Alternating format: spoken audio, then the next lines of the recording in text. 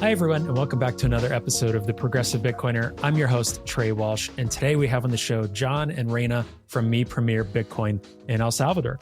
John is the founder and executive director of Me Premier Bitcoin, and Reyna is the vice director of adoption and relations at Me Premier Bitcoin.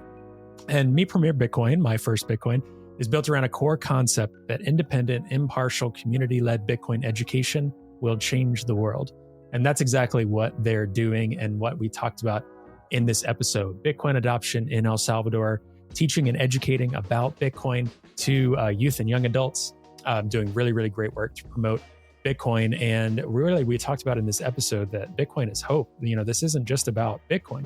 It's about transforming lives and giving people hope and real purpose and meaning in their life and something they can get excited about and agency in their life. So really encourage you all to dig into this episode, share this episode, learn more about Me Premier Bitcoin, donate sats to them, get involved, reach out. I know they would love to hear from you. And I want to thank John and Reyna for coming on the show and having such a fun conversation and connecting with them. And we'll definitely continue to do more episodes about Me Premier Bitcoin and similar organizations around the world, because that's really what we believe in through the Progressive Bitcoiner, is highlighting these awesome stories of Bitcoin adoption for those that need it most.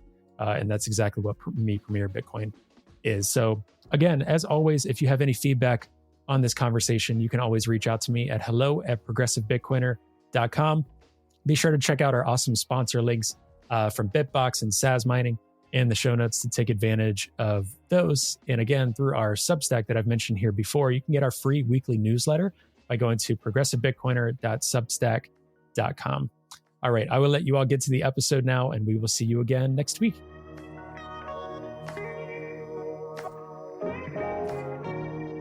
Hello, John. Hello, Reyna. How are you? Hello. Good morning. I'm good. Welcome, Me Premier Bitcoin, to the Progressive Bitcoiner podcast. So excited to have this conversation and to have you both on the podcast and talking about Me Premier Bitcoin, Bitcoin in El Salvador, all these really great things. And so a lot of people listening will know maybe who you are, know about Me Premier Bitcoin, but a lot won't as well. So why don't we start off with introductions? Reyna, why don't we start with you? Yes, of course. Hi, good morning. Thank you for having us. Well, my name is Reyna, and I work as a teacher lead and also part of the board of directors of Mi Primer Bitcoin El Salvador. As many of you, well, probably, like you said, they haven't heard about us. We're based in El Salvador. We are a nonprofit organization that is based on, the main objective is to teach Bitcoin and educate people about Bitcoin independently, impartial, and so far it's been for free. And I joined the team. The organization started in late 2021, right after the law came into effect. John, our founder from the States, moved to El Salvador. We probably met like a year after, and then I started working full time for Me Premier Bitcoin last year. Do you want to add anything else? John, we'll kick it over to you. Who are you and what are you doing here? I'm just kidding. How's it going, John? I'm just kidding, but no, really. Yeah, so my name is John. I'm originally from New York. I came here in 2021, shortly before Bitcoin became legal tender here, to found Me Premier Bitcoin, which is a Bitcoin education nonprofit. We believe that independent, impartial, community-led Bitcoin education will change the world. We also believe that El Salvador, being the first country in the world to adopt Bitcoin as legal tender, will be an example. And the foundation of ensuring that will be a positive example is education. So we're just super dedicated to that. Yeah. And as I was saying to you both right before we jumped into this recording, there's a million different things we can talk about. I mean, from our platform, I was saying one of my hopes for the Progressive Bitcoiner and this platform is that we're reaching an audience that may have heard different things about Bitcoin. They may think they know what Bitcoin is, that Bitcoin is just for crypto bros or gambling, or as our favorite Senator Elizabeth Warren says, it's just for criminals. It's terrible for the environment. All these things. So a huge part of our focus is just indirectly tackling that FUD by just telling good stories of what Bitcoin actually is, what it's actually doing in places, getting outside, especially, our listeners are diversifying more and more, but a large amount of our listeners are in the West, in the US, throughout Europe. getting out of that headspace of being in the States and into the headspace of what can Bitcoin do in places like El Salvador. So, John, maybe I'll start with you. You'd mentioned, you're from New York, you find yourself in El Salvador, and like you said, starting and founding Me Premier Bitcoin with a whole, huge team of people with you. So, what was the reason for doing that? What made you want to go down this rabbit hole of yes, of Bitcoin, but of Me Premier Bitcoin? Yeah, well, a few things. I'll try to keep this short. This could be one of those like very long answers. I think the world is broken, and I think that is more obvious every year. For me, the pandemic, being in New York and kind of being Mm, trapped in New York during that, really opened up my eyes to a lot of things.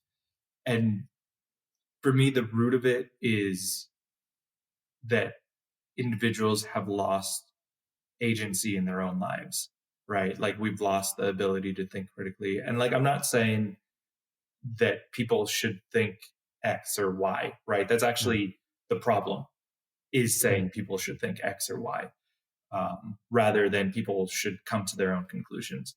So I think that's the core, that's the root of the problem. So the solution, I believe, is Bitcoin, right? Bitcoin changes the incentive structure.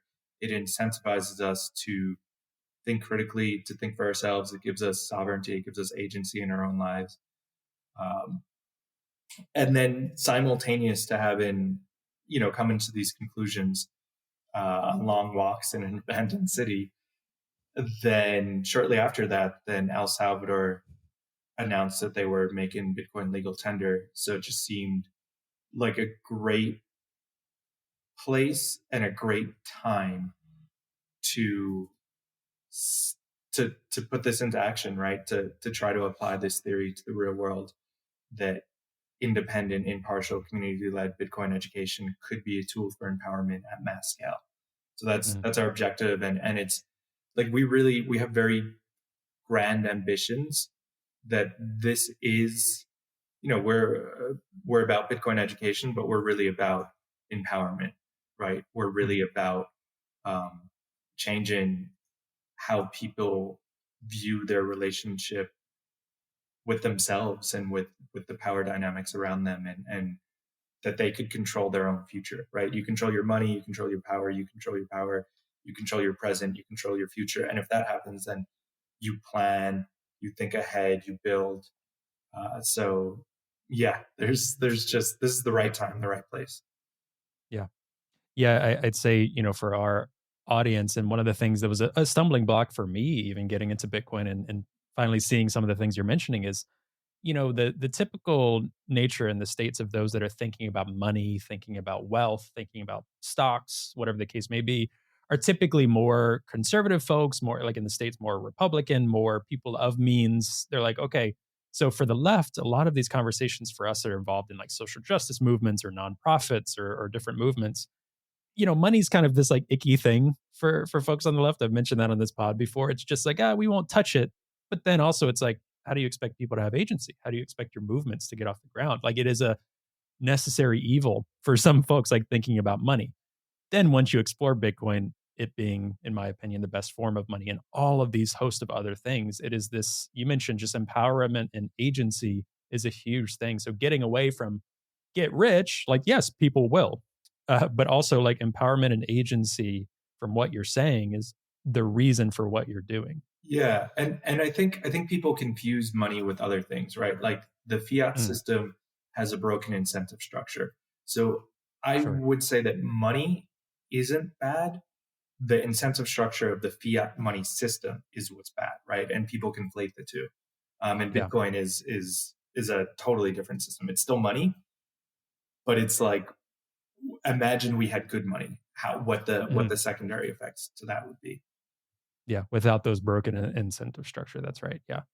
Reyna, for you, being Salvadorian, coming into this, what made you want to join with John and others with Me Premier Bitcoin? Like, what is it for you, whether it was the start of your own Bitcoin journey that you were hearing or seeing that made you want to be a part of what I would consider a movement, an empowerment movement, all of these things, as well as this, nonprofit? What made you want to join here? Yes, thank you. Well, good question. I think it was more. So I, like everybody else, my own Bitcoin stories that started from my brother. He told me a little bit about, this new technology, et cetera, et cetera. Late 2020, then we heard the rumors about the law in El Salvador, and we were like, okay, maybe we should investigate a little bit more about this because it's something that's coming and it's going to be real. And we were really, really shocked. I was shocked that that was something that was in the plans for the government. Even when I've Mm. heard at the beginning, I thought it was something that maybe was not going to happen within the next, I don't know, 2, 3, 4 years, and it happened within months. So Yeah. after that, I started, watching a lot of YouTube and see what I could find. Somehow, I also came across with a YouTuber with a larger audience that he was here and checking how this new law was. And I saw John, and when they were starting to do meetups, which it was like five Mm-hmm. people probably. We have like 200 people at our meetups now, but back Mm-hmm. then it was like five people that heard about it, and I'm like, maybe I should just see what it was, like what the community here is going to become. And I met some of the team. And they told me what it was. So they had free classes. I like, maybe I can learn something. At that point, I already knew based. I'm glad that I ran into Andreas Antonopoulos and all the crypto stuff when I Mm-hmm. wanted to learn about Bitcoin. So I joined volunteer. By then, they already have the first, Bitcoin diploma class that happened here middle of 2022. And then earlier last year, I went to graduations, and, volunteer really is just like dedicating your time.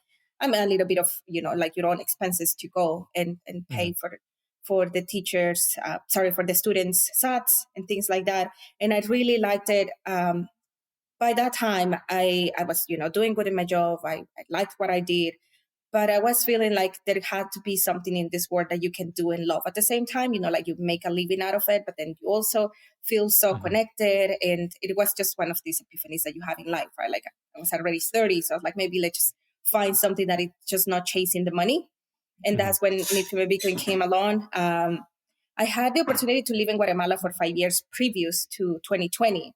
So when John, I think the people at Lago Bitcoin reached out to John they wanted a teacher from Primer Bitcoin. For some reason, they wanted to be a female. And they asked me, would you like to go? So I was like, oh my God, yes, of course. Guatemala for me is like a second home. So I went, and that definitely changed even more, its perspective was having students that knew zero. Because in El Salvador, probably I would say fairly more than 80% of the population didn't know about Bitcoin until the government brought it up. I was like, what is Mm-hmm. this? Mm-hmm. A few Yeah. people are already probably into the tech spaces, and we'd had discussions, but other than that, nobody. So let alone going to Guatemala to these very Mayan communities at the lake, Atitlan, Mm-hmm. even less. What they knew, it was the same. Like, oh, is it that something in El Salvador? And because they like the president, what he's doing here, then that's why Mm-hmm. they were a little bit open about it. So I was supposed to be there for 10 weeks, and I ended up staying 6 months. So it was really good. It was just inspiring for sure, teaching kids like children, super young, like 10, 12 years old, seeing how they are open to learning new things they didn't see. I think the hardest part to teaching adults normally is just the prejudice that we have. And like John said, all Mm-hmm. these incentives that we have already about money. So it's hard. And then the kids are like little sponges. If you talk them, Yeah. and you teach them about inflation and stuff, they really get it like quickly because they don't have all of this, I don't know, contamination already in their little brains. So that's Yeah. why after that was gonna be just a project probably for me, teaching for me Bitcoin in Guatemala and still doing some of my own remote job. But then when I was already there, I was sure that I wanted to do something else. And then Adam, our operations manager, came in and, starting sort of rebuilding the organization to the operations levels. And I reached out to him also, like, we exchanged emails, like, I want to see what else I can do when I go back to El Salvador and not just going back, to the same and just, Mm-hmm. helping with meetups and stuff. So that's why it made me stay longer. And little by little, I quit all the other jobs that I had. Like, it was more a freelancing. So Mm-hmm. one client went first and then the other one, and then I was gone. So I could dedicate all the time and energy because this requires time and energy. I think a lot of people don't realize how especially when conferences are coming up. We are messaging each other at any time of the day, any day, like 24/7, basically.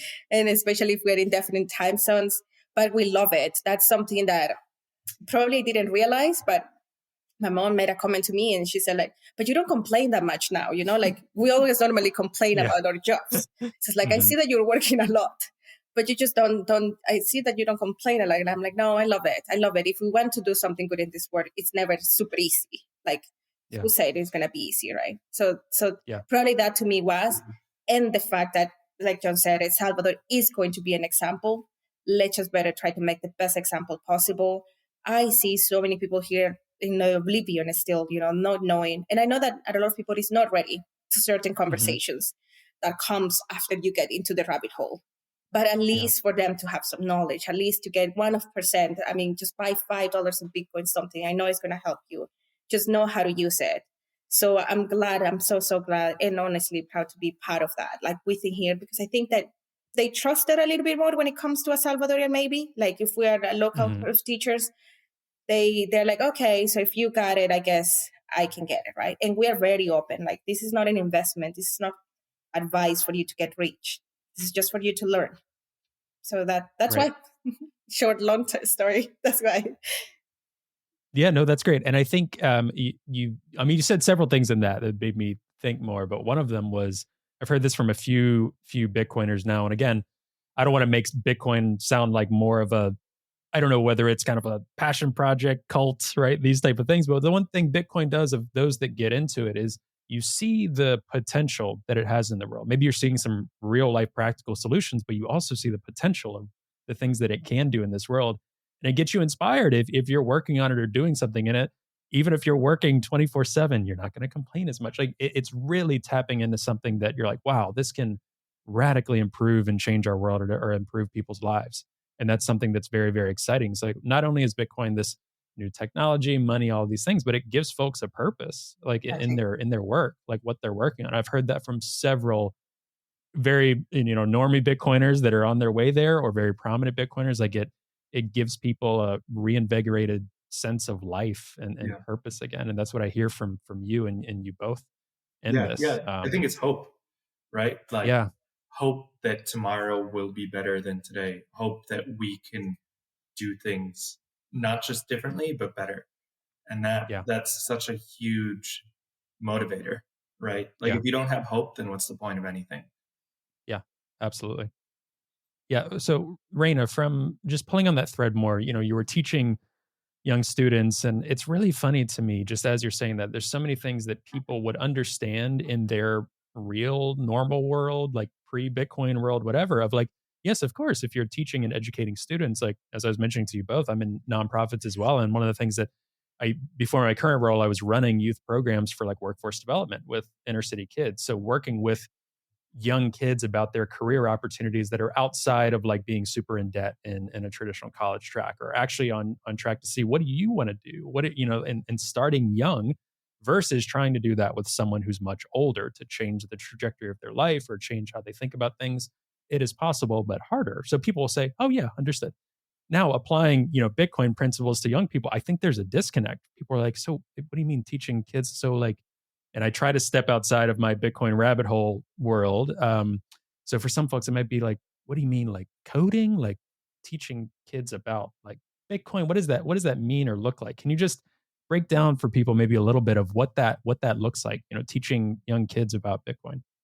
Yes, of course. So our Bitcoin diploma, the one that it's already in over 20 countries and regions to be taught, it basically is 50-50. Like if you go through the book, the first 6 chapters is history about money, our monetary system, how it works, who controls it. And then we get into Bitcoin, how does Bitcoin works, the consensus and all of that.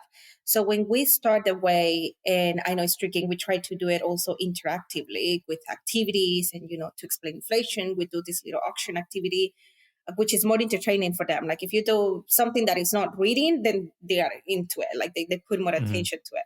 So that's how we start. And I think, and it's amazing how now teenagers, because I feel like that wasn't a worry that I had when I was a teenager, that, something like things were more expensive. But I can see on, 15, 16 years old now, because they hear it from their parents so often, that everything is getting more expensive, that, by the time they get older, they're not going to be able to afford a house, et cetera, et cetera. So say, for example, at the lake, the parents, like the community itself is based a lot into, the tourism. A lot of them have stores, for souvenirs and all of that. So tons of parents, that's what they do. Or they work at local banks. So it was interesting how the kids get the story of, how we went from Barton to now the money that we use in fiat. That's the first part for them to see, okay, there is a reason, because they were born already with smartphones, right? We didn't. So they get, when we teach them about, or I talk to them about the video cassettes that we used to go to Blockbuster, they don't even believe it, because they were born with Netflix. But we go to this history pass and they're like, oh, okay, yeah, that makes sense. And they're at school, so they're like, okay, this is probably an extra class of history. And we do that little activity of, trying to do Barton. And then after, when we get into Bitcoin and we talked about consensus, of course, it's not coding and stuff, but try to explain how consensus, environment and decentralized works. And like, oh, okay, we explain how banks work, how the central bank works, what gives money its value, if you want to call it that way. So that's the basic, let's say, not even that basic, concepts that they get, that we try to teach them. So at least it's taking them from zero, right? Eventually, of course, at the end of it, we get into, when we explain, like the hash and things like this, but broadly, and trying to just not get too technical, because we can see when they're getting lost. But not all the time. If you explain the basics of Bitcoin, about what makes it, a good money, then they understand. They understand that it's right. They use a lot of just card now. That is a little. I mean, it's less here, I think, more in Europe, but the cashless culture is getting more and more and more. So they're used to just use digitals and transfers and stuff from their parents. So that's what we go with a Bitcoin diploma, and for them to think critically. What do you think this could mean, for the future, if you not even focus on about the price, but of course they ask about the price, and then they see like this 10, 15-year gap, what is made for the Bitcoin. And especially for them to be able to transact, we send them sats, they send us back, they recover a wallet in their phones, and it's easy. So they're like, okay, so this is not super complicated. It's basically to get them that step. So then I know that as they grow older, we know that they're going to keep, ranting and going into more videos and reading another book, and think also about their careers. One thing that happens, especially in rural areas I would say Guatemala and El Salvador is probably the same. If you ask a kid what you want to do when you're older, they really have no clue. Not like I think we had a little bit, or it was maybe just me, but that thing that, okay, I wanted to be a doctor, or I wanted to be an astronaut, or I wanted to be flight attendant, whatever. And they just think about what their parents are doing and if that's making them money. And then like, okay, I guess I'm just going to take care of, like the business, things like that, like no dreams. And then when I was teaching the kids already like 17, like maybe this was going to be the last year of school. And we talked about all the possibilities that in Bitcoin, you don't have to be just a programmer. I also told them a little bit of my story. I was just a regular. I didn't even finish university. I tried two different careers. It didn't work out. We all come from different stages in life that we have to give up one of the things and keep working. And they relate with that. And they're like, okay, so you do this now. I'm like, yeah, just keep learning the language.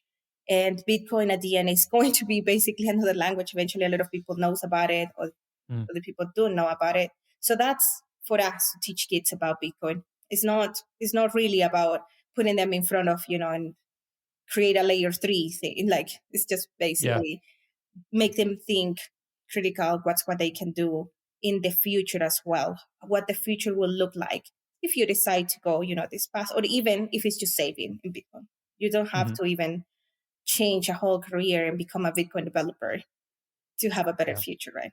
This episode of The Progressive Bitcoiner is brought to you by Zeus. Zeus is a self-custodial Bitcoin wallet for Android and iOS. The app features a built-in Lightning node that allows you to take full control of how you make payments on-chain and on Lightning. You can easily onboard to the Lightning network and let Zeus's Lightning service provider, Olympus, do all the heavy lifting for you. Or you can get more hands-on and curate your own Lightning channels with whoever you transact with most. Zeus has best-in-class privacy and allows you to have great peace of mind when sending and receiving Lightning payments. Not only does the Zeus team not want to know how you're using your money, but they're building things in a way that they can't know. There's also a first of its kind Lightning address that will allow you to receive payments 24/7 to your mobile wallet self-custodially. This is a great solution for a range of people. For those who just want to have the technical ability to set up their own infrastructure, to nomads and dissidents that need to accept donations on the move. Other Lightning wallets don't give the users this level of control. In fact, many of them operate more like bank accounts that can be revoked and ultimately lead to you losing your money. With Zeus, you're in full control of your private keys and therefore can start to take full control of your financial destiny.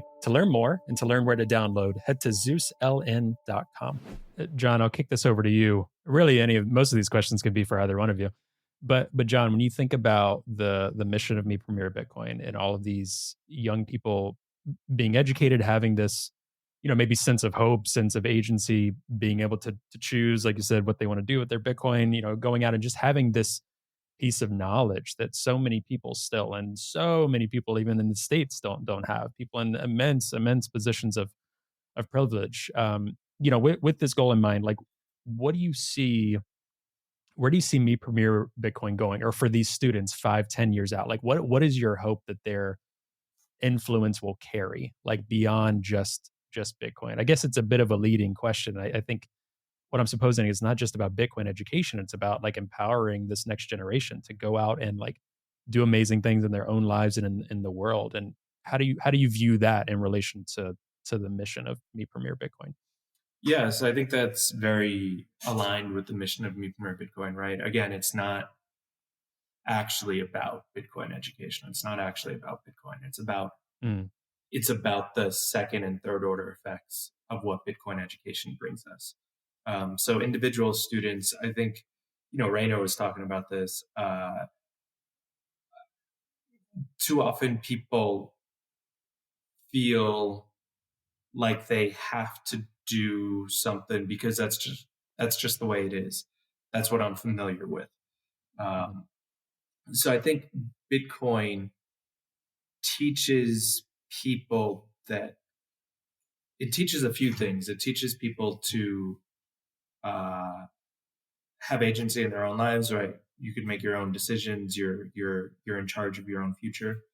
But it also breeds curiosity, right? And I think the combination of those two, to be curious about the world and to know that you define your place in it, is such a powerful combination.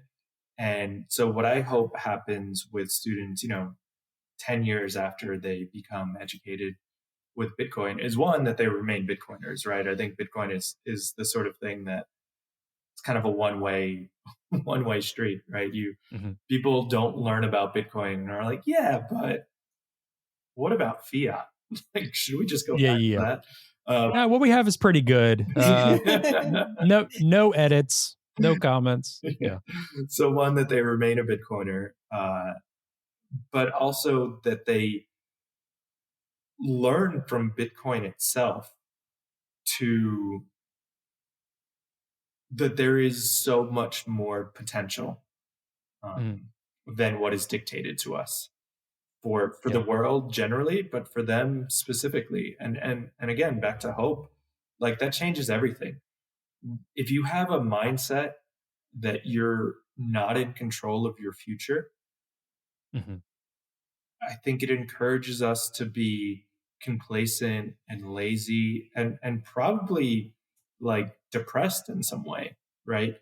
But if you have a mindset like, okay, there's a lot of possibilities, a lot of different things that I could do, then that changes everything, right? That changes how happy you are when you wake up every morning.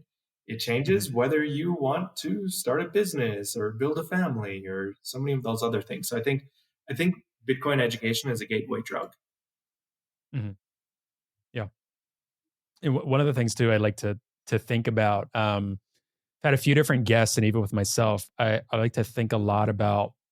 I mean, and I think you both would be really great for this part of the conversation because I feel like a lot of people that are in the Bitcoin space, I get why, feel the need to really like protect Bitcoin, to really, only talk about it as if it is a perfect system that's inevitable, that nothing can get in its way, nothing can slow any adoption, all these things. And in some ways, I do believe it's inevitable. I think it's kind of a spectrum of that. There's things I think that can help and hurt the timeline of these type of things.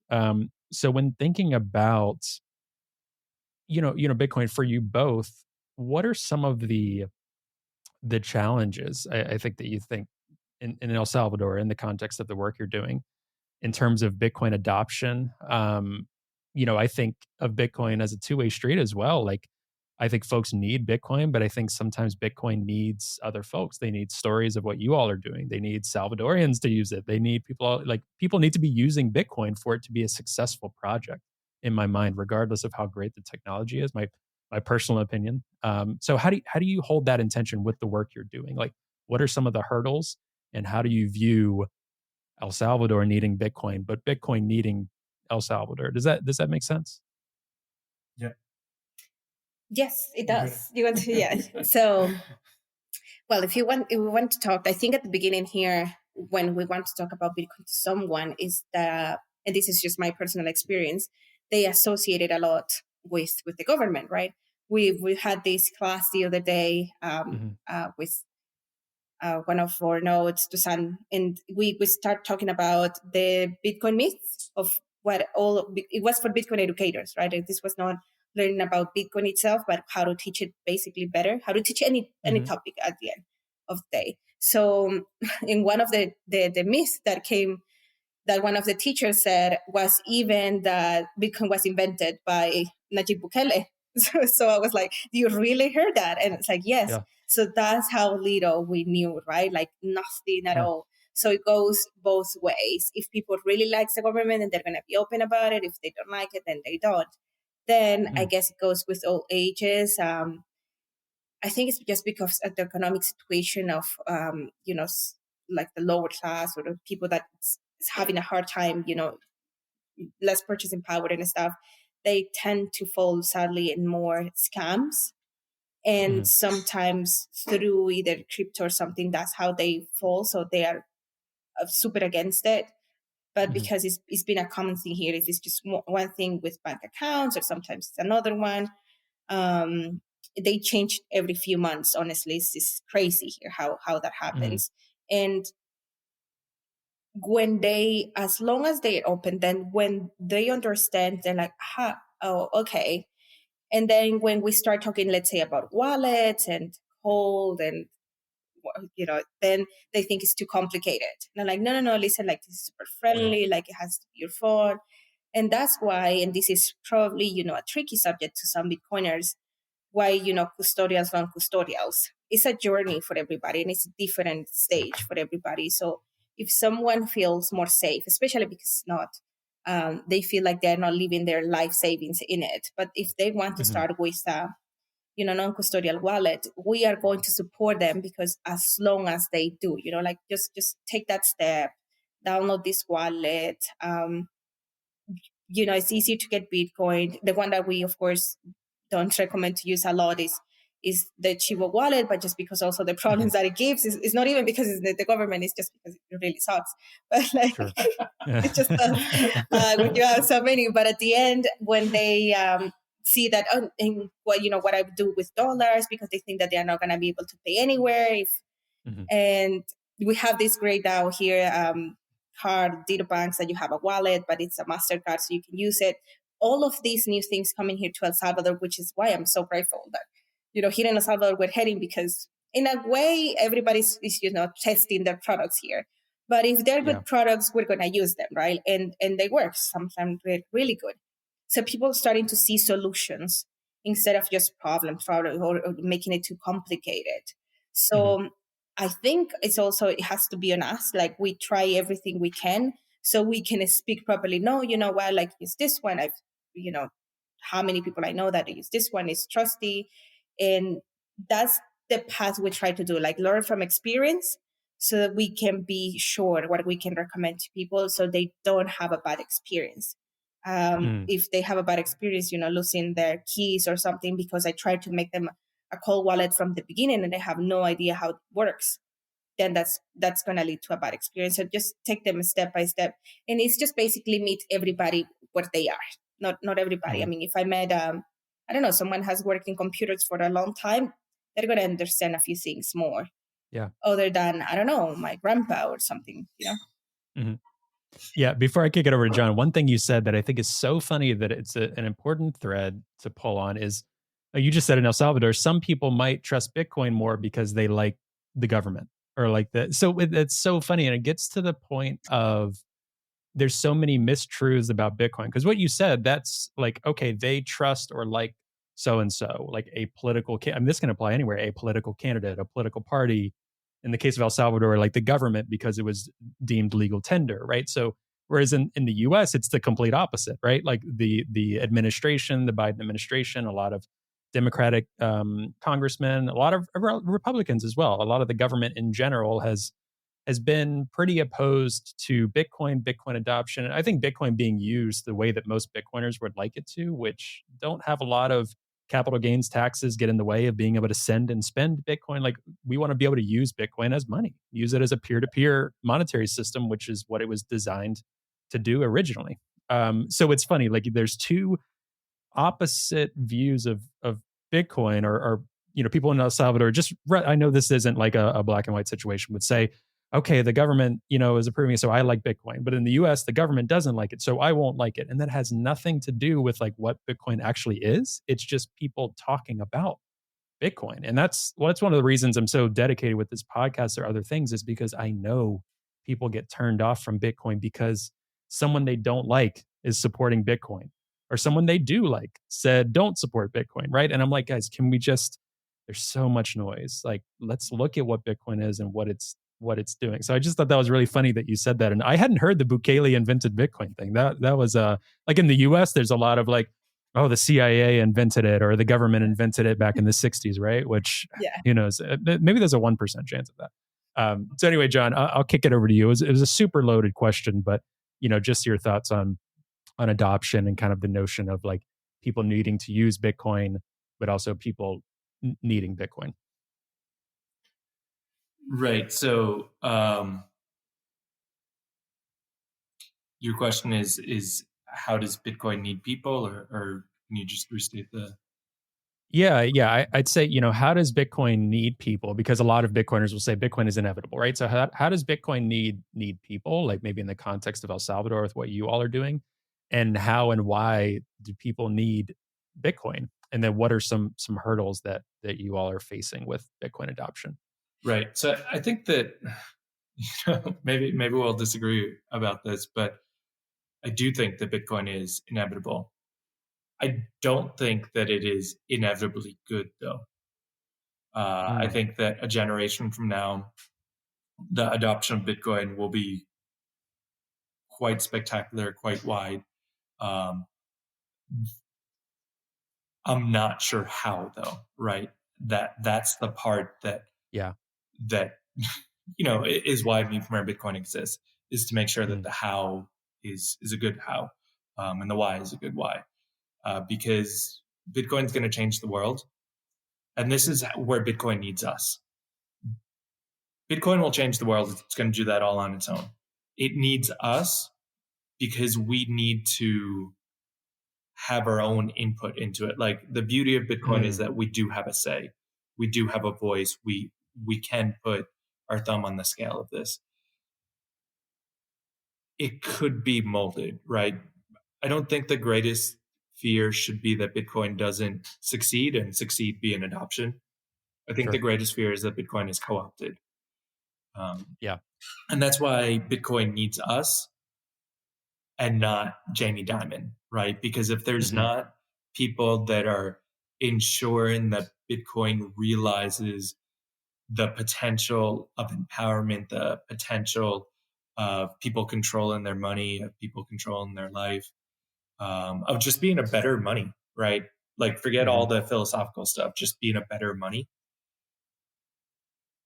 that void will be filled by people who will subvert it and co-opt it, right? And Jamie Dimon's a Yeah. nice person to pick on, but it's Hmm. actually, I think the enemy is pretty broad, right? It's Hmm. the enemy is anyone that wants to make Bitcoin into fiat 2.0, and that is a lot of people, right? Yeah. That those people are probably laggards, right? They're not like early adopters, but they're Hmm. starting to come in now, right? And Yeah. that's the incentive structure that they want to introduce to Bitcoin to subvert it, to make it similar to the world that they come from, is the real worry that I have. Yeah. Yeah. I would share that worry. And I think that's reframing the question in an even better way. And I just had a recent guest. I mean, at this point, it'll be a few weeks since that, but Ahmed Gutnash, which he's the executive director of the Kawakabi Foundation, which focuses on human rights in the Middle East, and promoting Bitcoin as a tool for people fleeing, for political persecution.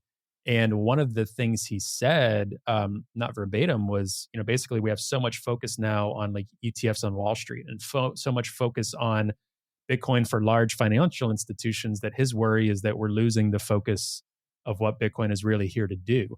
So yeah, like you said, I am equally concerned about that in terms of what does adoption look like. Like I guess in that sense, I would view Bitcoin as inevitable. Like it's here. Some people feel that because these institutions are here, it's a bit safer now. Like in terms of like, would they do an all-out ban? In my opinion, maybe not at this point, but can they still do things that would say, okay, you can't make private transactions, you can't hold unhosted wallets, like, you have to custody, it has to be a centralized custody, or you have to only hold in the ETFs. Those are things that could really butcher what Bitcoin is as kind of freedom savings, freedom tool, things like that, are things that I don't know what scale to be worried about, Yeah. but I'm not crazy about it. They're the things I'm hearing. Yeah. And I think education is the front line of that fight, right? Because Yeah. this is base Bitcoin education, which is what we're doing. We're not teaching people to be Bitcoin core developers. We're just Hmm. getting people off of zero. Um, Yeah. and that intro, that first step into the world of Bitcoin, is the one where people are the most vulnerable Mm. to just being told what to think and what to do. Yeah. So that is, I think Bitcoin education is our best defense and our best offense against that, right? To Yeah. prevent co-option. And that's why, I'm happy for all Bitcoin education, but that's why we're so fiercely independent and impartial, because Mm. not all Bitcoin education is good, right? There's a Sure. brand of Bitcoin education that could be like, you know what, this part of Bitcoin is something you should never do. This part of Bitcoin, you only do it this way. And then it's the same Hmm. thing. It's dictating to students what is right and wrong, when the real revolution is letting people think for themselves. Yeah. Reyna, over to you, because one thing I'm trying to do, especially for like our US listeners, is, that is something that I view as a privilege and something to fight for. Especially unfortunately, I'd say from the left in the US the past several years, it's been a little bit looked down upon to do things in private ways, or freedom of speech has been what I consider co-opted by other people. And some people on the left in my political part, not my political party, but friend groups or this and that, it's kind of hard to talk about why privacy is important, why holding Bitcoin is important, why freedom of speech is important, and just everything gets so political here, in so many contexts. But especially, there's always, you say something and it's like, okay, well, what political ideology am I supposed to come at that from? Like, what is the talking point for this, and what is the talking point for that group? Coming from a Salvadorian background, and for students, for you, what is the importance of teaching these principles? What is the importance for young people to know about that? And maybe, I know every student's going to have their own individual journey, but for you, what are some of the assumptions that people are coming in with that you're combating, kind of teaching students and helping them unlearn? Because what folks are unlearning in the US, there might be some similarities, but there's also going to be that Salvadorian context. So what are some folks unlearning in the classroom besides just this is what Bitcoin is, wallets and sats? What's that unlearning process like for students? Well, I think it's an unlearning. Even every time we teach a class, there is something new that we unlearn with the students about, Mm, and I'm talking about around when we want to talk about money, there has been this big taboo over time, like we don't even share with our family members or friends how much we mm, make because I don't know, yeah. there is this thing. So then when we come to the class and then try to teach about money, people is like, what? It's like if you're talking about something that we shouldn't talk, like when there's Mm, these sayings like at family dinners, you shouldn't talk about politics or money. And so it's mhm, something that is super, super engraved in the brains because we hear it from our parents, we hear it from their parents. So then I will say, and this is probably like middle age already, not super young, but like 15, 16 and adults. mm, Um, it comes to why do we have to talk about this, like why is it important, and they feel like they're stepping into their privacy. And then also because we definitely sadly we do believe that banks are here to save us, right? Like it's like, yeah, no, just save your money in the bank and then you're gonna be mhm, fine. And we're not. We don't have big histories here of banks and like running out of money or anything. There are a few stories in Guatemala already where they closed down and so big mhm, economic crisis happened. So I will say with the students here, the part that is tricky is having a more critical thought about what we can discuss and not discuss to begin with. mhm, Like why should we and shouldn't we talk about subjects that are so important for our lives and the society in general, and come to the conclusion and having these discussions like questions about what is money, what it isn't, why do you think it's important, do you think it's going to be here for the long term, and see if all the ideas and things that we exchange during these discussions, that's how we start a class normally, not like here watch this board and we're going to talk about this, is mhm, if probably it would be even better to have this collaboration of what have helped you, what have helped me, even at our own level, to do our own financial like charts or something, like trying to make the better out of the time and energy that we spend trying to earn a living and trying to earn money. Everybody mhm, understands, especially the youngers now, that we feel like we need three jobs to have a decent life, not even to survive. Like survive it's fine, but like to spend, or you have this money to express whatever we want and to buy whatever we want. And I don't know, like our own desires and dreams, travel, whatever.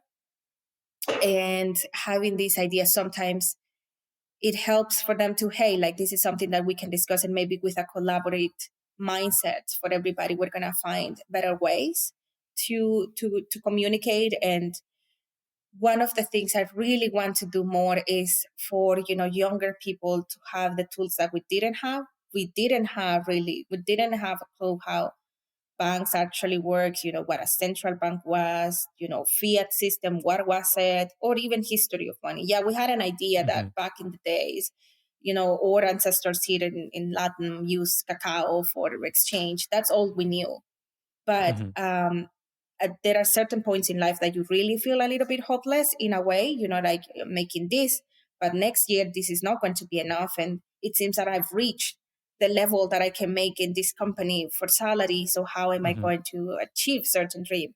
So for them to have, an ideal, or at least, like you said, I think that's what it comes down to, hope. I mhm, think your perspective changes, and also your incentive to do well, to not be lazy.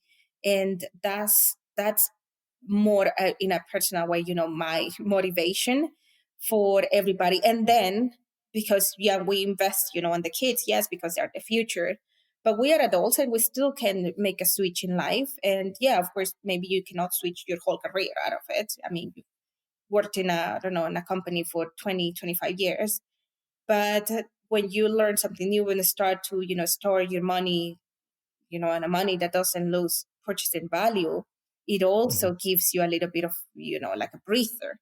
You don't feel like yeah. your retirement is not going to be enough, and you don't have to break the bank to save in Bitcoin, for example, right? You just need to be a little bit more conscious.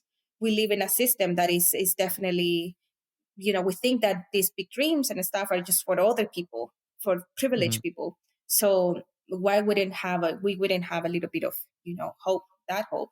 And also that it's not just consumerism. I think that's what happens also with the incentives, with the fiat money. We know that, the dollar I have today is not going to be worth the same tomorrow to buy. So I better just spend it today.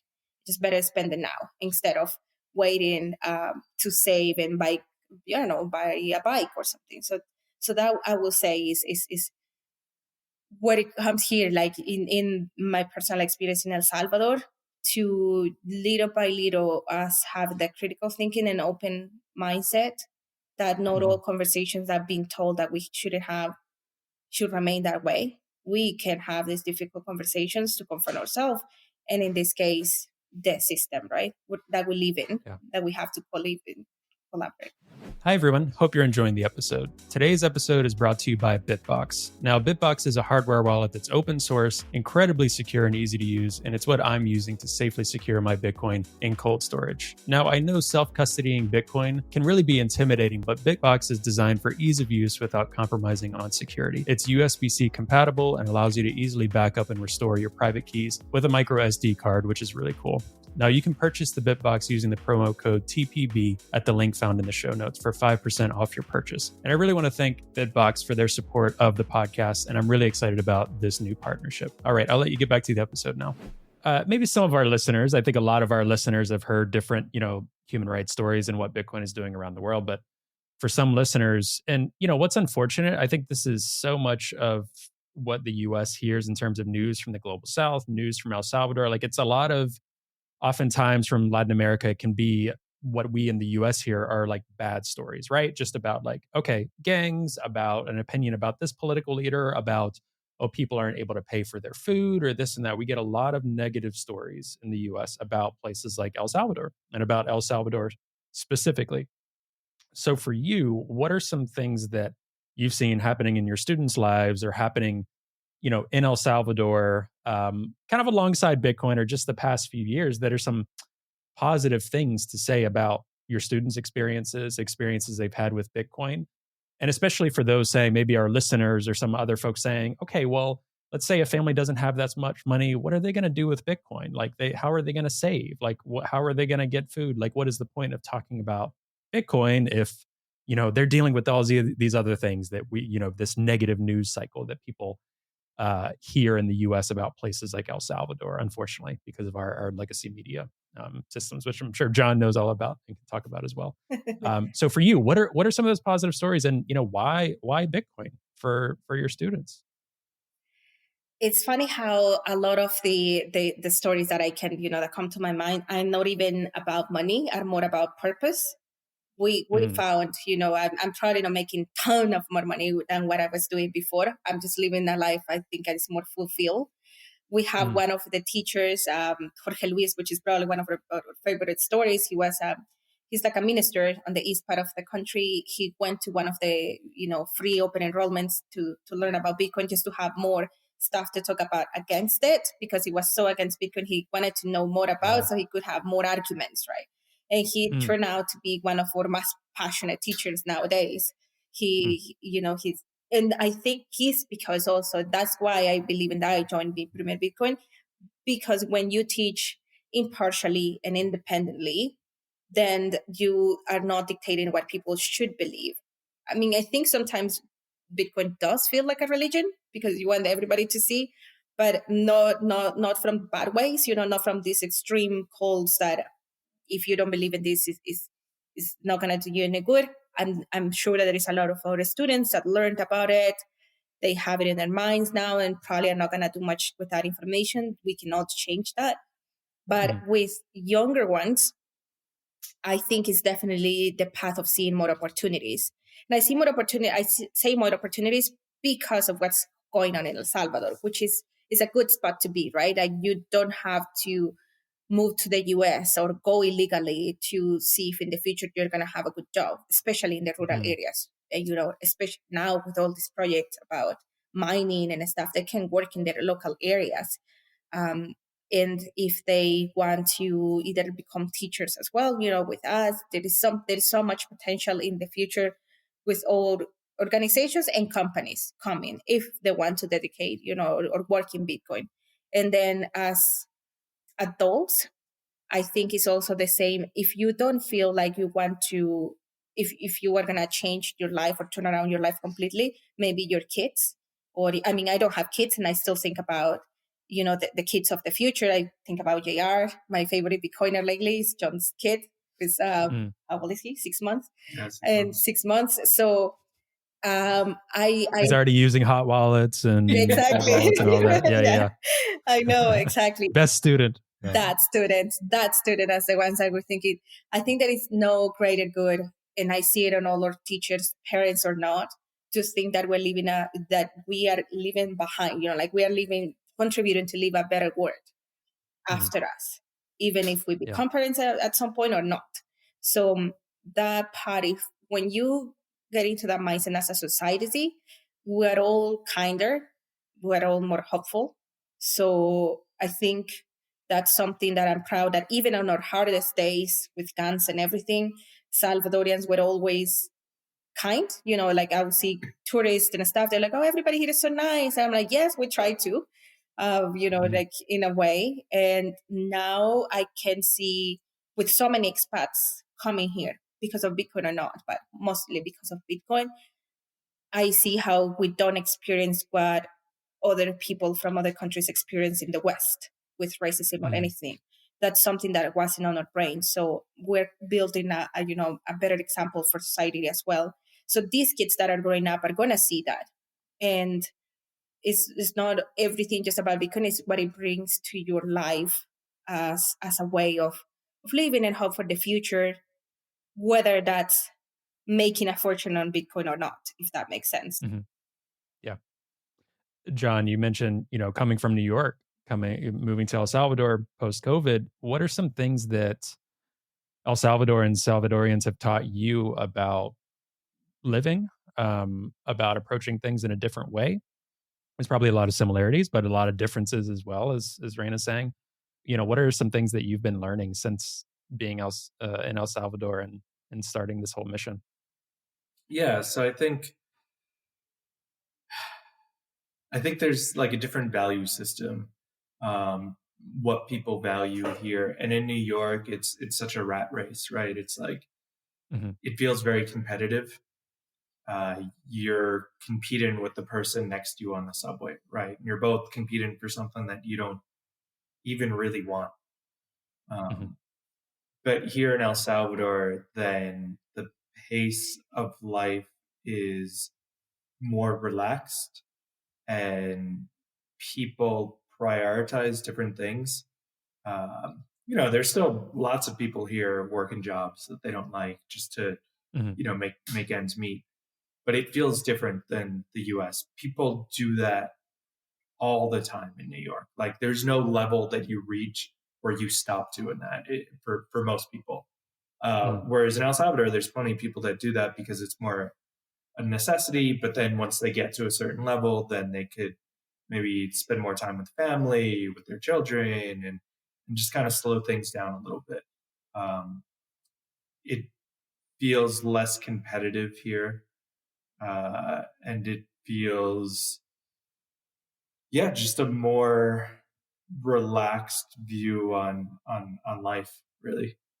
And what are, you mentioned, you both have mentioned it here, and I know we were talking a bit before the recording, so I'll let you take it where you'd like, but you mentioned being, impartial, being independent, teaching critical thinking, letting students presenting, teaching information, and they do with that what they will, right? Each student's going to have their own journey with these things. So John, for you with Me Premier Bitcoin, why is that so important, that value set of being independent, focusing on your core principles, not being captured in different ways on different things? Can you touch a little bit on why that's so important for Me Premier Bitcoin?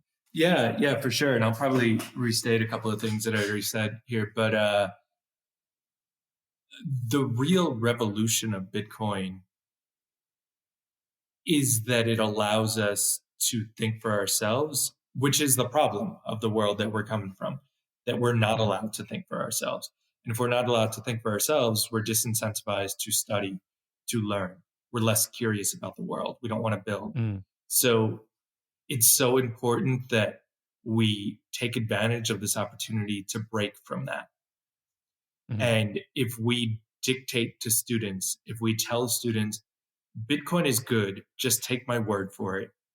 This is the best way to use it. Just take my word for it. Like, don't think for yourself. Like, I know what's best for you. It's Bitcoin. I know what's best for you. It's using Bitcoin in this particular way. Just listen to me. That's the problem. Like, a lot of times in the fiat world, what they tell you is best actually isn't best for you. But that's kind of a separate issue. I think the actual root of it is that someone is telling you what to think. And there's a danger that could happen with Bitcoin, and that's true. There's co-option within the Bitcoin space, right? Like, there are interests within the Bitcoin space that just want to remake a fiat world with a different order of who's at the top, right? There are people even who work in the Bitcoin space who are incentivized to dictate to you what to think.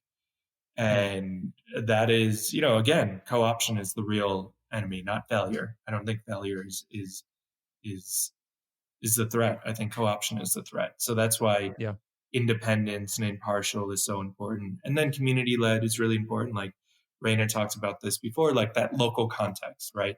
So we have a pretty mixed staff between Salvadorian and international, but the teachers are Salvadorian, right? Like they're teaching their own communities because they understand that context better than anyone else. But yeah, the independent, impartial part is so important because this is, I think, a one-time chance that we have as a civilization to divert from that path of the few control the many. And we need to seize that opportunity. And we are not seizing that opportunity if we're replicating those same mistakes in the Bitcoin space. Yeah.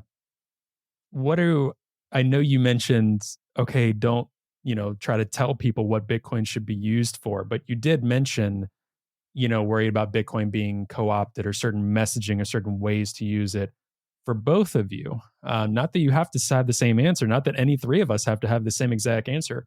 What I want to choose my words carefully and people don't read into the words too much, okay?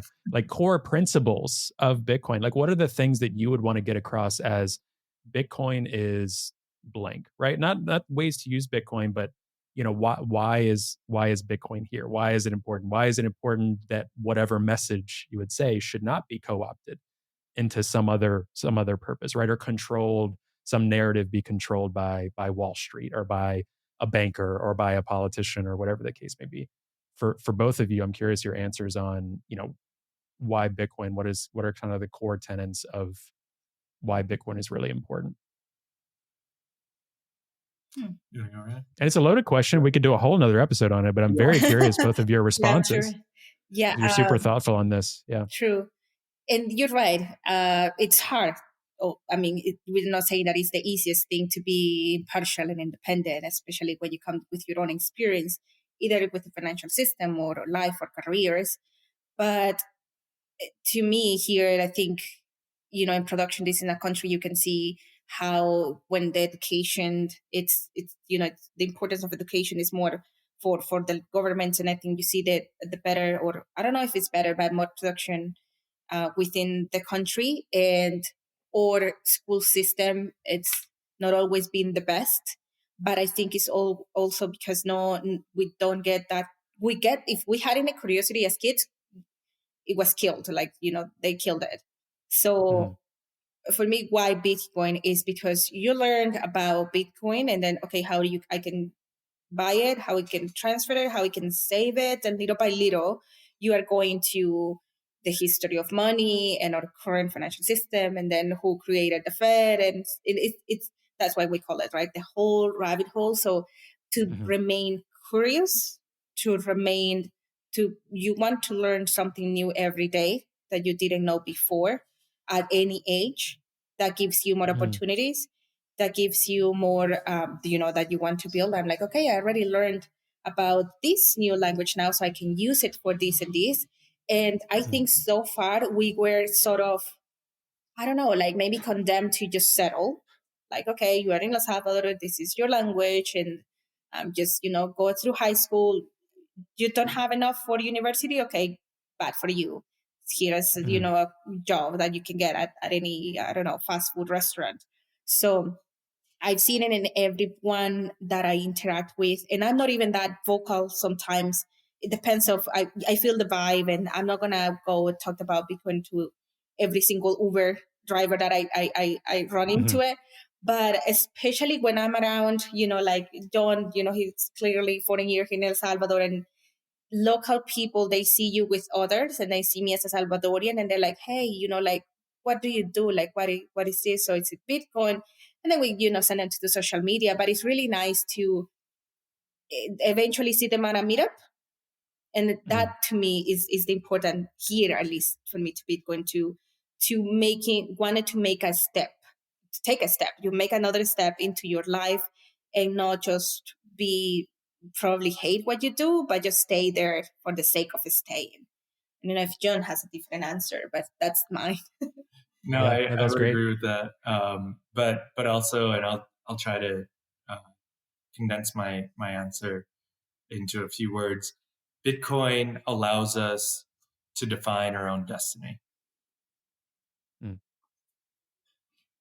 Yeah, you both coming at this from education, I think, is a really, I mean, what I'm hoping is that something like this episode really it flips the narrative of Bitcoin on its head for a lot of people coming from the West, right? Of like Bitcoin outside of the context from what they hear about in the US from politicians or from those that are just gambling or from Wall Street or whatever. You're talking about educating Salvadorians and having people believe in themselves more and find hope and actually find purpose in their life. People are like, "What? Wait, what? I didn't know that was what." Yeah, well, that's why a lot of us who are Bitcoiners remain and stay and are kind of a bit addicted to seeing this thing move forward. If we were just addicted to making money, quite honestly, you could get really, really good at trading crypto assets for a short amount of time and make more money than you could in Bitcoin over that same period of time, right? That's not why most of us are here. We are hopeful that we'll have enough purchasing power to kind of live our own lives. But almost every Bitcoiner I've ever talked to, I don't hear too many that are really caught on the mission saying, I want to get as tremendously wealthy as possible, and that is the only reason I'm here. Like, no, you won't hear that from many Bitcoiners, and certainly not me with a nonprofit background, and you all working in a nonprofit. That's not the focus. So hearing that, I hope people will really retain that. Being about curiosity, about never stop learning, and unlearning a bunch of these things. Yeah, that's great. Now, in the last few minutes here, I want to make sure to talk more about Me Premier Bitcoin, specifically like what you all are focusing on for this year coming up. I mean, you all are super active on social media, on your website, on all of these things. I'll be sure to have that in the show notes for people to just learn more, like dig in. This is just a intro episode. We'll be sure to do more episodes with the folks over at Me Premier Bitcoin to get into some more nuanced conversations.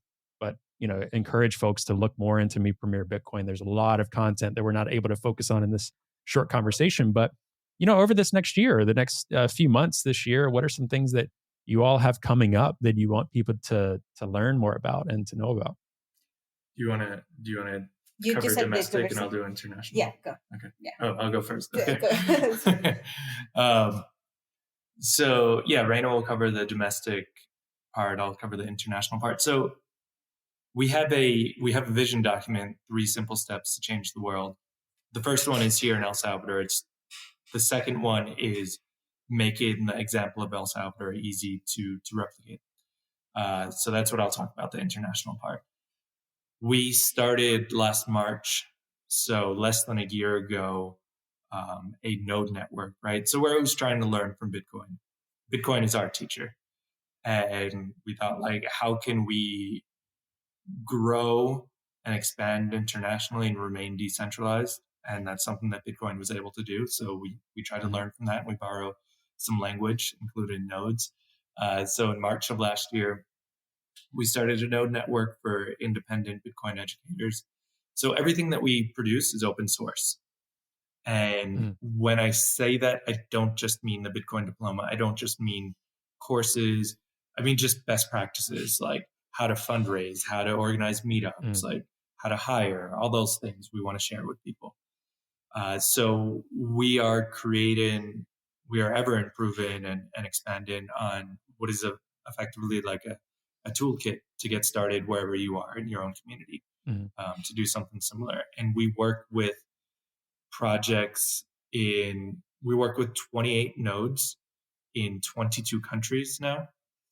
And that is, the network is now, we launched it. We were the Genesis node. But over time, we have made an effort to kind of give that away, give that authority and power away. So at this point, the network is self-governing. So it decides whether to accept new nodes or not. Right now, there's 3 applicants under consideration, and we're probably going to reject 2 of the 3, because there's very high standards, right? Like they're really proud of the work that they do. We just gave away our first grant. An anonymous donor gave us $1,000 and asked us to distribute it to the node network. They loved what they saw there. So the node network itself decided to give that to, based on proof of work, give it to the node that operates in Cuba. So we were able to send that's right. Bitcoin to Cuba, which is like such a wonderful thing, because that's why Bitcoin is important, right? Because it's actually hard to support community projects in Cuba because of all these financial sanctions. And it's not, like, I don't care what your opinion is on the reason why the sanctions are there, whether they're good or not. But the reality is it makes it hard to support community projects like this one, right? Yeah. And Bitcoin fixes that, right? And like, so it was great. They do great proof of work, but it was such a great representation of like why we're in this too.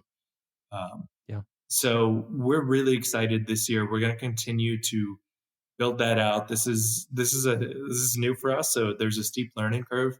The network will continue to be decentralized. There's a lot of lessons that we're learning every day. So we'll continue to grow, and with time, the network will become more multi-directional. So again, we were the first node, but with time, we want the communication to be very much multi-directional, and us to not really be involved, right? If the node in Kenya and the node in Cuba are doing something similar, then they share best practices with each other. They don't need to go through us. So really looking forward to that. And one way that we want to do that is to manifest it physically. So we have a Twitter Spaces the last Friday of every month, where the node network, like different nodes, come on and they just kind of share progress about what's happening in their community, what they've been up to. But we want to get people together physically as well. So we're going to do that by hosting Bitcoin education unconferences. The next one will be at the end of this month, February 29th, in Madeira, Portugal. So that's the day before Bitcoin Atlantis. And the idea of that is, it's a bit different from a typical conference. Part of it will be pre-programmed. There'll be speakers that we'll know about ahead of time. Part of it will be decided the day of by whoever is there, like whatever topics they want to discuss. We'll give them a space and like, okay, we're going to talk about Bitcoin education in circular economies at 3 p.m. in this room, right? But that's decided at the start of the day by whoever shows up, basically. Which again, we're always trying to learn from Bitcoin, and Bitcoin doesn't dictate, like it lets people interpret it for themselves. So we're always trying to manifest that. So that's really looking forward to the unconferences. We'll have it before Nashville, the big conference in July there. Those are the 2 that are on the schedule.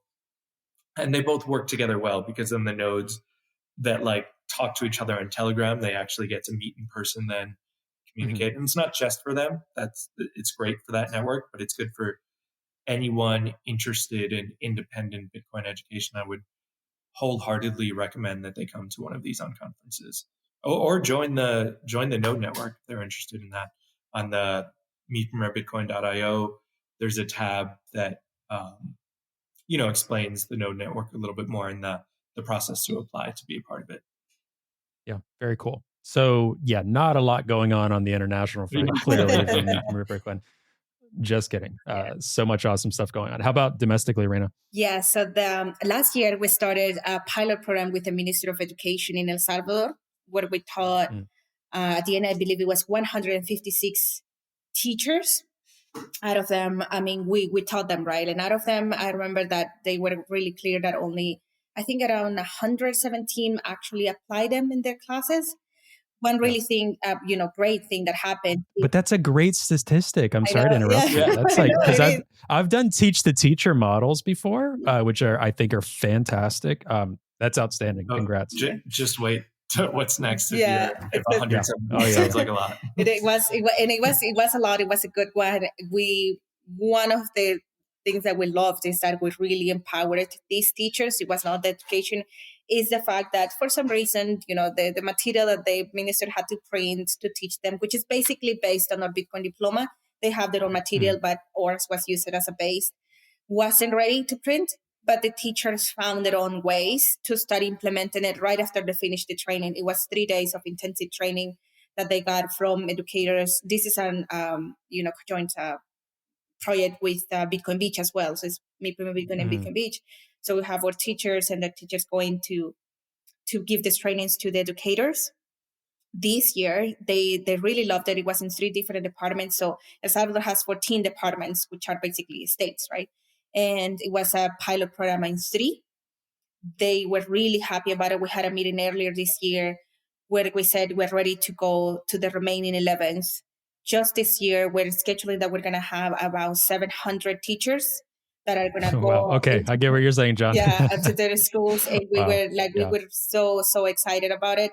They give us even the number of the students. I forgot now how many students, they have in their own schools. On top of that, the public school system has this, like, it's called Young Presidentes or something, like presidential so they are like in their last high school. But these are, the students that sort of, you see their potential, right? So they become representative of schools, and then normally they have opportunities to work either within the same ministry or no.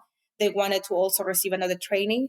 And there is this group also that's called pedagógicos. I don't know how would that be in Spanish, in English, but they are basically the trainings to the, methodologies part of the teachers. And they wanted to get the training as well. So they are not teachers from schools. They're basically the ones that, the minister has, the government has, to keep the teachers up to date with new methodologies. And they also wanted to have it. Another thing that they didn't confirm, but they said that they want us, they clearly stated, we don't see this, a conjoined effort in like ending in any time within the next 5 years, which we were really, really surprised. And I believe it's because they are working on including Bitcoin basically as a subject into the schools already, like math and language and history. So that was huge for us. Like, just thinking that in our schools, we're going to have the very first probably subject just based on Bitcoin throughout the whole year is going to be massive for the students coming up in the probably couple of years. It's not going to be even that far. I will say next year, 2025. Yeah, I think that's so underappreciated. I think most people aren't aware of it, but that El Salvador is on a path to have Bitcoin education in every school in the country in the next, not this year, right? Like we're in the pilot phase. But it will be in every department in this country. About 50 teachers from each department will be trained on it. And then the pilot will expand. So I don't know if it's the following year that the idea is to go to every school in the country, but like, it's on that path, right? Like, you could see the light at the end of the tunnel, which is amazing. That was one of the dreams at the very genesis of Me Primer Bitcoin, is to teach a nation, right? And like, we have so much more work to do. And we're just talking about public school students. So that's not the whole country, but I'm just really impressed with the progress there. That there is a path for that. There's a viable path for that to happen. Yeah, that is absolutely incredible and such fantastic updates. Congrats to you both. Congrats to the whole team and just everything going on. If there's anything that we can do, please do. We'll keep in touch. Any way that we can amplify these messages, continue doing that. For those listening, what is the best way for folks maybe outside of El Salvador to support Me Premier Bitcoin? What are some of the best ways? Just say they're listening to it. Maybe they have some sats or dollars to donate. Maybe they have a particular skill set. Whatever. Want to volunteer. What are some of the best ways for folks to get in touch and to help? Yeah. So I think to get in touch, like on social media, probably for the international audience, Twitter. So it's just my first Bitcoin _. And yeah, we're always looking for great people. We have a big mission, so lots of skill sets needed. So yeah, just reach out, DM us on Twitter if you can contribute your labor. If you can contribute your sats, then also the same website, you could donate there. Also on Geyser, we have an active campaign there. And that's actually where a good chunk of our funding comes from, is just from small individual donations. So yeah, that's super helpful. And if you can make it to El Salvador, then come say hi. Reyna and I right now are actually in a house that the project rents that is it's a literal house, and there are people that live here from the team. But it's also a school and an office. It's kind of like an all-purpose building where we have classes and stop by the house, say hi. Awesome. Thank you both so much. This was such a fun conversation. Is there anything, gosh, I mean, there's a ton of stuff we didn't talk about that we'll have to do this again to talk about, but anything else you wanted to convey to the audience, at all, those listening? What else? Maybe, well, the closest that we have right now, I don't know how many people is going to Bitcoin Atlantis in Madeira. You talked about it. Yeah, just join us. This is especially because I believe that you said this episode is going to be, so maybe we're going to be already over there.